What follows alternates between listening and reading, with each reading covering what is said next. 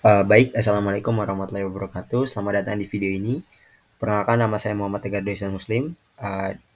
Dalam video ini saya ingin mempresentasikan terkait materi modul 9 tentang Eloquent ORM dalam mata kuliah pemrograman web yang diampu oleh Bapak Ahmad Hamdan. Jadi, Eloquent ORM itu secara definisi kalau kita baca, Eloquent ORM adalah cara pengaksesan database di mana setiap baris table dianggap sebagai sebuah objek.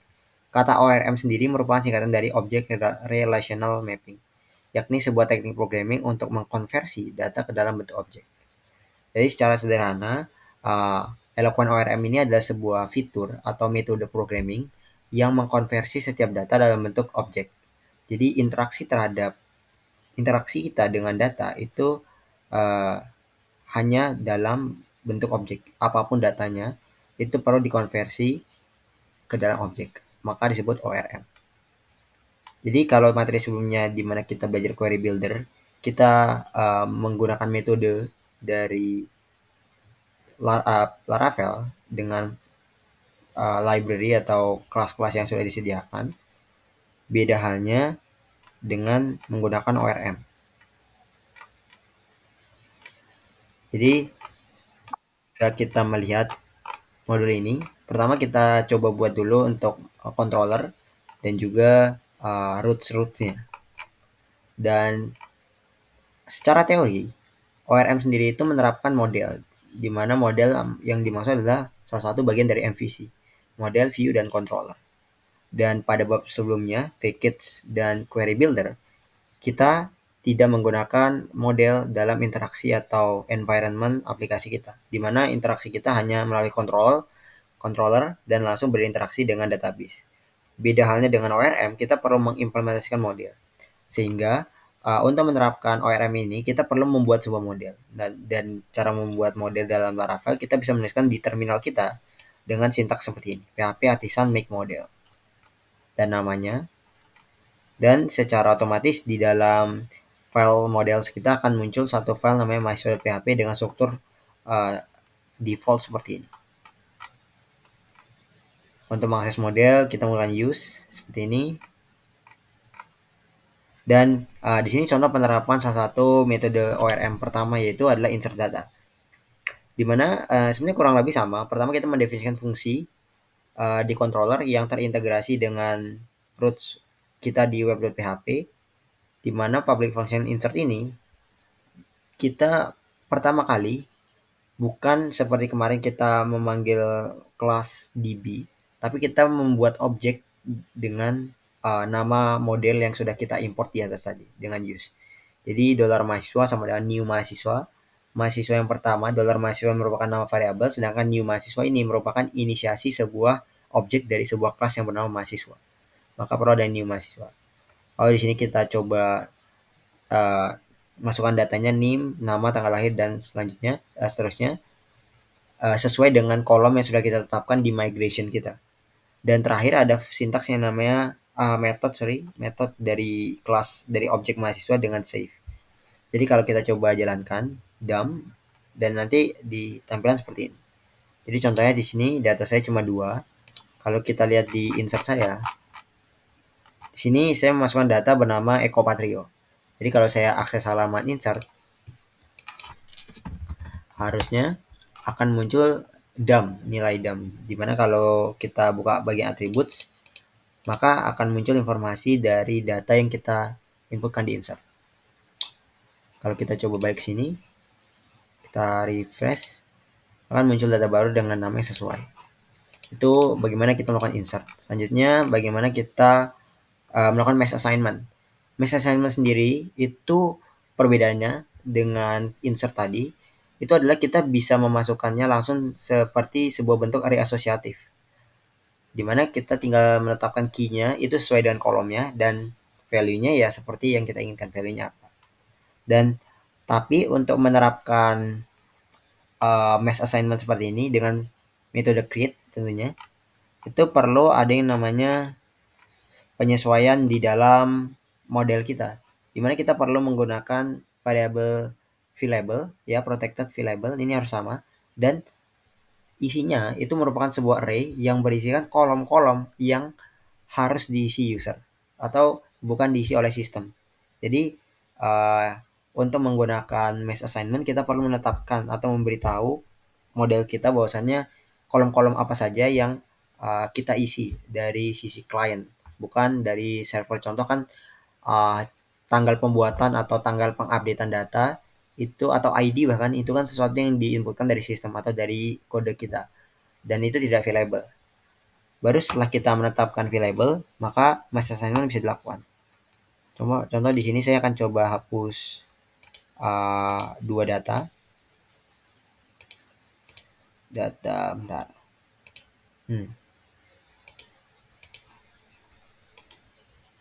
Delete row, kita delete row, apply. Sini data saya cuma satu, finish. Dan ketika saya coba jalankan mass assignment saya, ini kode mass assignment saya berisikan dua data ya. Enggak, maaf, satu data. Kalau saya coba jalankan,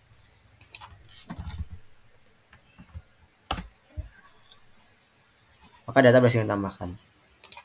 Tapi ingat syaratnya untuk menjalankan atau menerapkan mass assignment dengan static function create itu perlu sedikit merubah atau menambahkan tentang informasi available column dalam model kita.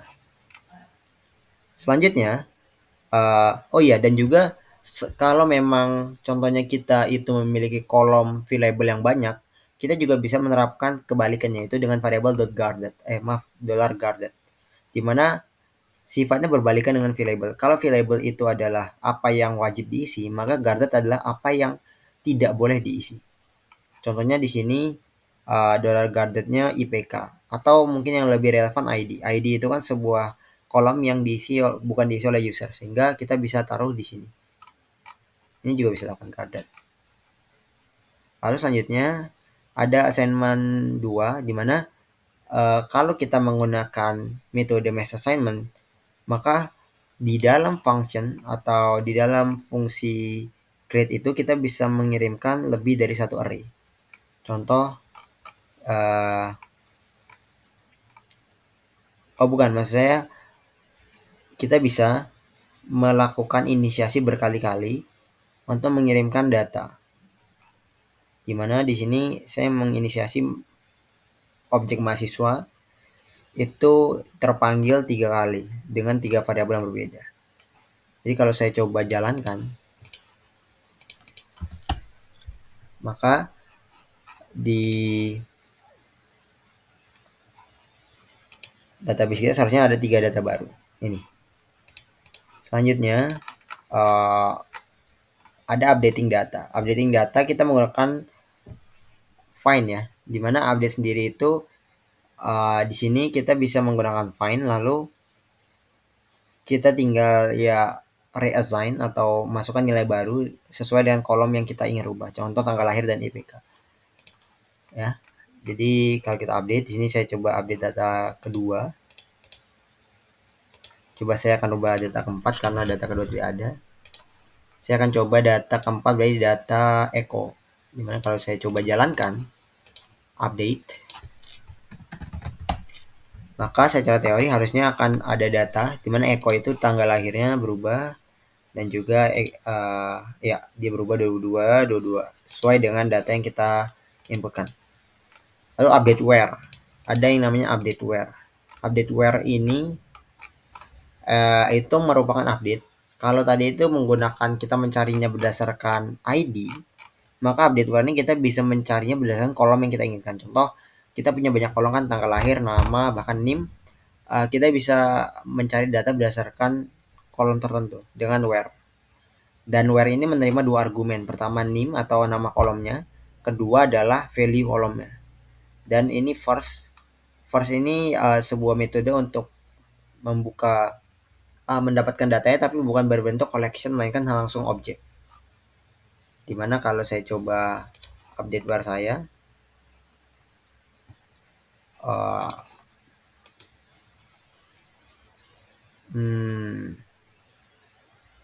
saya coba update name first, ini data Eko Patrio. Saya akan coba rubah tanggal lahirnya 2009. Kalau saya coba update where, maka kalau kita refresh tanggal lahirnya berubah 2009 ya, dan IP-nya 3,99. Itu bagaimana kita menggunakannya update where.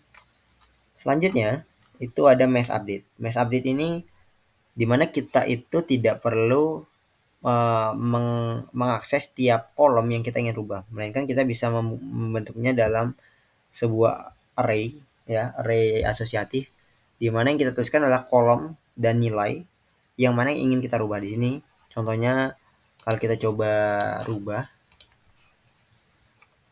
dengan echo tadi, di mana kita update tanggal lahirnya jadi 2010, IP-nya 3,33. Kalau kita coba run apa tadi, mesh update, kalau kita coba mesh update, kita coba jalankan, update data berhasil. Kalau kita refresh lagi, sebentar, di sini Aldous hypernya itu berhasil dirubah.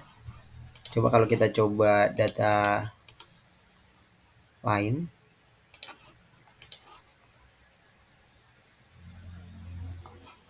mesh update.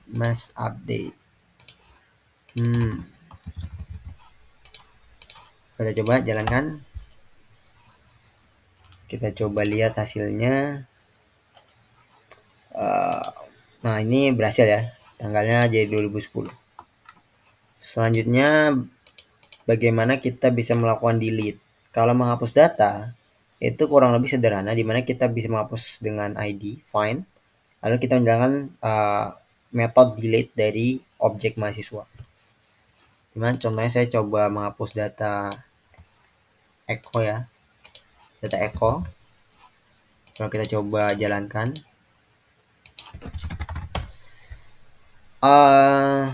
maka seharusnya data tabel kita, record-recordnya akan berkurang 1, dimana echo harusnya hilang. Tapi kenapa ini nggak hilang? Bentar, kita coba jalankan lagi. Oh, ini tidak hilang karena saya menggunakan soft delete. Soft delete itu sebuah fitur di Laravel untuk dimana kita menghapus data tapi tidak benar-benar menghapusnya. Jadi kalau kita mau lihat di phpMyAdmin, jadi sebenarnya data yang kita hapus tadi sebenarnya udah hilang. Tapi kenapa di database udah hilang? Karena kita menerapkan soft delete.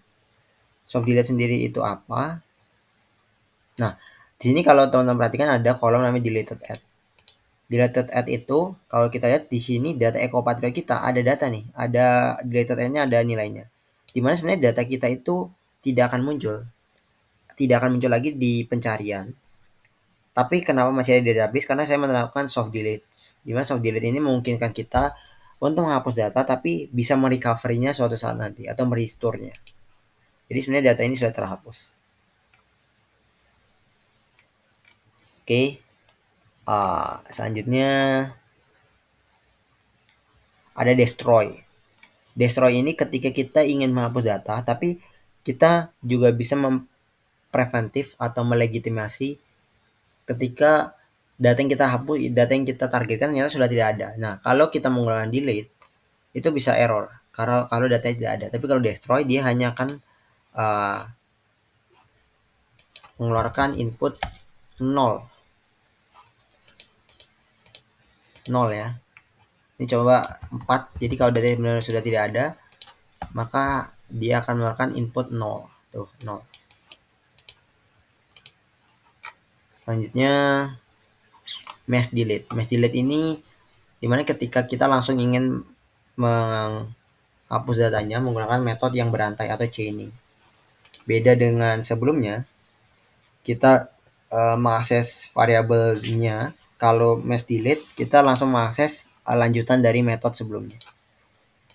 Sebenarnya kalau kita coba hapus ini IPK, kita coba targetkan 3.99.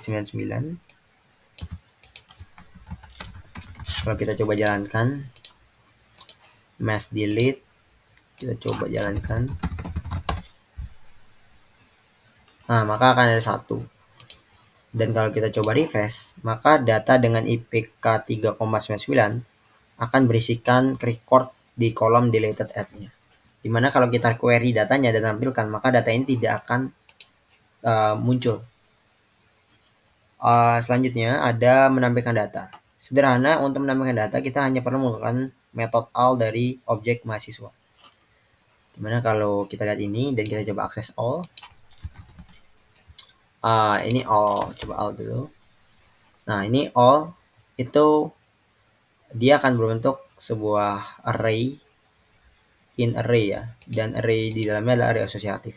Dan juga kita bisa mengeluarkannya dalam bentuk HTML seperti ini. HTML seperti itu dengan menggunakan echo ya, dengan echo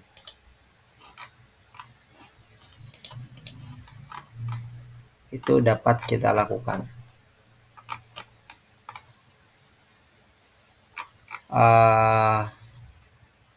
Selanjutnya kita juga bisa mengirimkan datanya ke dalam view atau sebuah tampilan tampilan HTML di halaman kita yang sudah kita siapkan. Jadi lebih tertata seperti ini. Sini saya menggunakan kelas Bootstrap.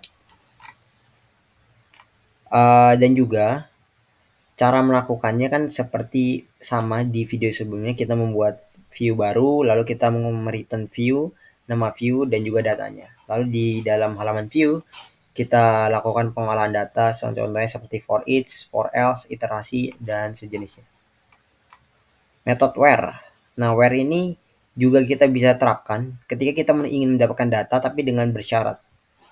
Contoh dalam kode saya, di sini saya ingin mendapatkan data mahasiswa, ya, ingin mendapatkan mahasiswa, di mana IPK-nya itu harus lebih dari atau sama dengan 3. Kalau saya melihat di sini ada 4 data ya, ada 1 yang tidak, lebih dari 3. Dan saya ingin urutkan dengan nama, ya, saya ingin urutkan dengan nama, tapi ASC atau ascending, dari kecil terbesar. Sehingga kalau saya buka halaman get where, maka akan muncul 2 data. Di sini saya menetapkannya lebih dari 3. Ntar coba saya refresh. Oh, kenapa hanya muncul 2?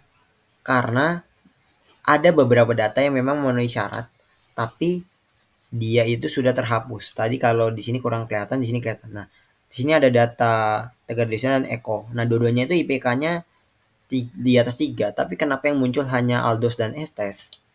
Karena dia sudah terhapus ya. Selanjutnya ada first.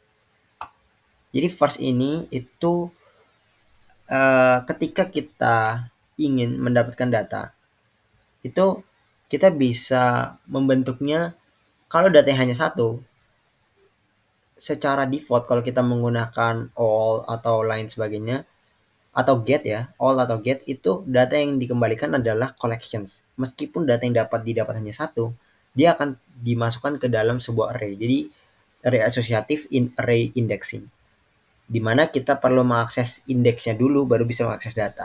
Dan kalau datanya hanya 1, menurut saya mungkin kita akan berpikir ini kurang bagus. Dimana kalau datanya hanya 1, kenapa kita perlu masukkan ke array kan? Nah, untuk menghindari itu, kita bisa menggunakan first. Dimana first ini ketika kita memang berekspektasi data yang muncul hanya akan 1, contohnya dengan NIM, yang mana nilainya adalah unique, setiap data hanya boleh ada 1, maka pasti ketika kita mengambil sebuah data berdasarkan NIM, maka yang akan di-return hanyalah satu data. Nah, ini sangat cocok ketika kita menggunakan method first, di mana yang dikembalikan bukanlah sebuah collection, melainkan langsung objek. Gimana kalau kita coba ke halaman first?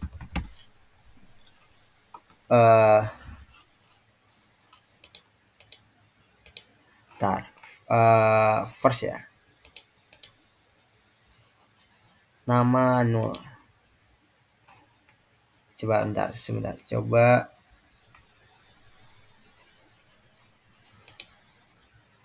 oh ini Dan coba saya copy ini, saya copy fieldnya, lalu saya taruh di sini.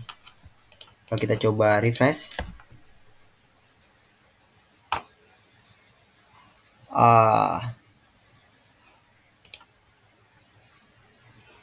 first dollar mahasiswa result. Oh, datanya tidak ada. Contoh, maaf. Tadi karena data echo itu sudah dihapus ya, sebenarnya. Kalau kita refresh, apakah bisa? Oh, bisa. Di sini bisa, di mana datanya itu hanya satu, teman-teman. Hanya satu. Dan kalau kita pengen lihat apa yang saya maksud tadi, kita coba lakukan ini dump. Nah, ini terus ini kita matikan. Kalau kita save, kita coba jalankan. Di sini yang dikembalikan itu bukanlah sebuah array, melainkan langsung objek. Inilah kenapa perbedaan paling signifikan antara first dan where. Dimana nih? Di sini kalau kalian teman-teman perhatikan, ketika kita menggunakan get, meskipun datanya hanya satu, kita perlu mengakses indeks ke 0 dulu. Padahal datanya hanya satu. Sedangkan kita menggunakan first, kita langsung mengakses properti atau kolomnya. Dan ini first ini sangat cocok ketika kita ingin mendapatkan data, yang mana data tersebut memang satu, pasti satu, karena contoh kita mendapatkan data berdasarkan name, ID, dan lain sebagainya. Lalu ada metode find, di mana find ini kita gunakan ketika kita ingin mencari data spesifik berdasarkan ID. Kalau di sini di find saya, di sini kalau kita coba ke halaman find,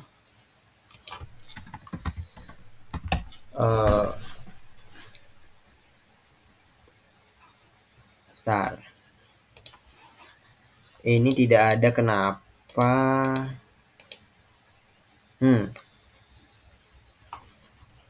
Sebentar. Kalau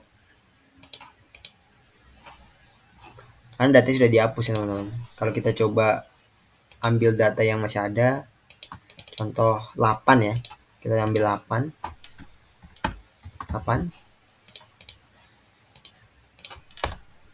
maka harusnya estes muncul. Ini untuk mencari berdasarkan ID. Latest itu ketika kita ingin mendapatkan seluruh datanya, tapi disorting secara terbalik berdasarkan tanggal pembuatan datanya. Dimana ketika misalnya ada 3 data yang dibuat, maka pasti akan ada data created at di table kita. Nah, latest ini itu mengurutkan seluruh data kita, tapi berdasarkan created at yang terbaru. Ya, latest itu yang terbaru. Contoh di tabel kita itu yang paling baru, kalau kita lihat di created at-nya, itu adalah ini ya. Yang paling baru itu harusnya yang ini Evan Dimas ya, Evan Dimas, golongan Evan Dimas Aldo Cyper. Maka kalau kita coba buka halaman latest, seharusnya dia sudah disorting. Nah, Evan Dimas kan, Aldo Cyper, Estes Healer ya. Kenapa dua data tidak tampil? Karena seperti yang saya sampaikan bahwasanya dua data tersebut, Eko dan Tegar, sudah dihapus. Sebenarnya bisa untuk restore, tapi nanti kita bahas. Nah, limit ini untuk melimitasi jumlah data yang akan ditampilkan. Cuma kalau kita buka limit, sebenarnya untuk melakukan limit juga sederhana, dimana setelah latest itu metode chaining selanjutnya kita menggunakan limit dengan argumen jumlah datanya. Lalu selanjutnya itu get ya.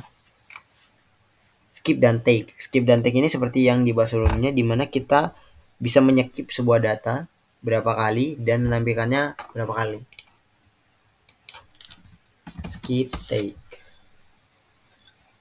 Mana di sini contohnya saya melakukan skip satu data dan take dua data. Kalau saya ambil dua doang, ambil satu, maka yang muncul hanya akan satu. Oke. Sebenarnya ada soft delete. Nah, soft delete ini yang saya tadi sudah sampaikan, bahwasanya saya itu menerapkan soft delete di mana kita bisa membuat aplikasi kita ketika menghapus data atau sebuah model tertentu, ketika ada data terhapus, itu tidak benar-benar terhapus permanen, melainkan hanya akan ditambahkan nilai terhadap properti deleted at. Gunanya apa? Gunanya adalah ketika kita ingin merestore atau mengembalikan data tersebut itu bisa. Dimana cara melakukan soft delete adalah kita harus memodifikasi migrasi kita dengan komponen baru yaitu soft deletes yang di execution. Lalu kita perlu memperbarui database kita, migrate fresh tentunya. Nah, lalu juga di dalam model kita perlu mengimport uh, library soft deletes dari Illuminate Database Eloquent dan menggunakannya di dalam kelas kita, kelas mahasiswa, yaitu use soft deletes. Dan ketika kita menjalankan soft delete, maka datanya terhapus, namun ada kolom deleted at yang mana akan ada nilainya. Nah, kalau kita ingin menampilkan seluruh datanya, termasuk yang sudah terhapus dengan soft delete tadi, kita bisa menggunakan with trash. With trash itu adalah sebuah metode chaining juga. Jadi mahasiswa with trash lalu di get. Maka kalau teman-teman lihat di sini ada semua data termasuk yang terhapus tadi, yaitu Tegar dan Eko. Selanjutnya itu bagaimana kita ingin merestore. Contoh, saya akan merestore satu data saya. Tadi kan ada dua data yang tidak tampil di halaman get view /all view. Ada dua data. Saya ingin merestore data yang namanya Tegar. Nah, kalau saya coba copy name-nya dan saya akan coba restore berdasarkan name. Kalau saya coba restore, kita buka halaman restore. Dan untuk melakukan restore, kita juga menggunakan metode chaining, di mana where dulu. Setelah itu dilanjutkan dengan restore, di invoke atau dieksekusi. Kalau kita coba jalankan dulu, berhasil di restore kalau kita buka all view.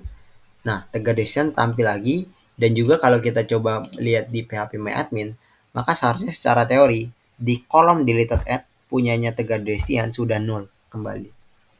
Dimana berarti datanya sudah dikembalikan. Dan yang terakhir ada delete permanen, dimana kita bisa menggunakan metode chaining yaitu force delete. Dimana force delete ini ketika kita menggunakan soft delete tadi kan setiap kita menghapus itu datanya tidak benar-benar terhapus melainkan hanya disembunyikan. Di database itu ada tapi di kolom deleted at-nya akan ada nilai yang membuat data kita tidak tertampilkan. Nah, force delete ini itu sebuah metode yang mana meskipun kita sudah menerapkan soft delete, data kita akan tetap terhapus. Contoh, saya akan menghapus permanen data Tegar Decision. Kalau saya coba akses force delete, nah maka akan muncul notif dihapus permanen. Dan kalau saya coba buka halaman ini, halaman database kita, maka data Tegar Decision itu akan benar-benar menghilang, bukan ditambahkan deleted at. Nah, kan datanya berkurang satu. Nah, sesuai namanya, permanen delete berarti kita benar-benar menghapus dan tidak akan bisa dikembalikan. Tidak bisa dikembalikan ke database kita. Mungkin itu saja yang bisa saya sampaikan terkait materi Eloquent. Kurang lebihnya mohon maaf jika ada kesalahan. Wassalamualaikum warahmatullahi wabarakatuh.